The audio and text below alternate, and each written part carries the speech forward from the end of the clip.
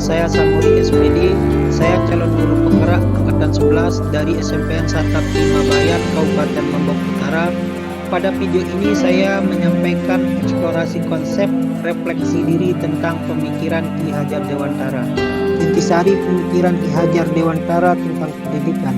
Menurut Ki Hajar Dewantara, memandang pendidikan dan pengajaran adalah dua hal penting yang tak terpisahkan dalam rangka manusiakan manusia, bahwa pendidikan dan pengajaran merupakan usaha persiapan dan persediaan untuk segala kepentingan hidup manusia, baik dalam hidup masyarakat maupun hidup berbudaya dalam arti yang seluas-luasnya. Kemudian dalam menuntun laku dan pertumbuhan kodrat anak, Ki Hajar Dewantara mengibaratkan pendidik sebagai petani, anak-anak sebagai biji tumbuhan yang ditanam di lahan yang telah disediakan.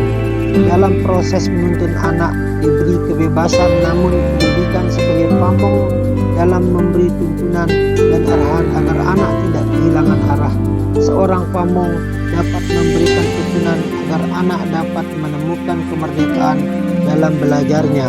Nah, perbandingannya dengan hidup tumbuh-tumbuhan, seorang petani dalam hakikatnya sama kewajibannya dengan seorang pendidik.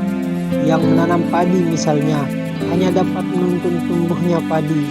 Ia dapat memperbaiki kondisi tanah, memelihara tanaman padi, memberi pupuk dan air, membasmi ulat-ulat atau jamur-jamur yang mengganggu hidup tanaman padi, dan lain sebagainya.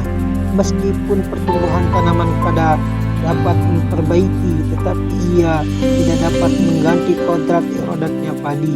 Misalnya, ia tak akan dapat menjadikan padi yang ditanamnya itu tumbuh sebagai jagung. Selain itu, ia juga tidak dapat memelihara tanaman padi tersebut seperti hanya cara memelihara tanaman kedelai atau tanaman lainnya. Memang benar, ia dapat memperbaiki keadaan padi yang ditanam. Bahkan ia dapat juga menghasilkan tanaman padi itu lebih besar daripada tanaman yang tidak dipelihara. Tetapi mengganti kodrat padi itu tetap mustahil. Demikianlah pendidikan itu, walaupun hanya dapat menuntun, akan tetapi faedahnya bagi hidup tumbuhnya anak-anak sangatlah besar. Pembelajaran dari filosofi Ki Hajar Dewantara. Yang pertama, memerdekakan berpusat pada murid.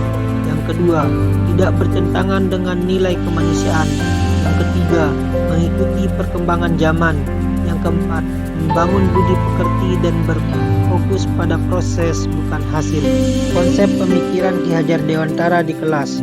Yang pertama, mengikuti perkembangan zaman dengan berbagi pemanfaatan iptek pada proses pembelajaran melalui platform yang menarik. Yang kedua, sistem Among dengan memberikan kebebasan kepada peserta didik menemukan sumber belajar seluas-luasnya.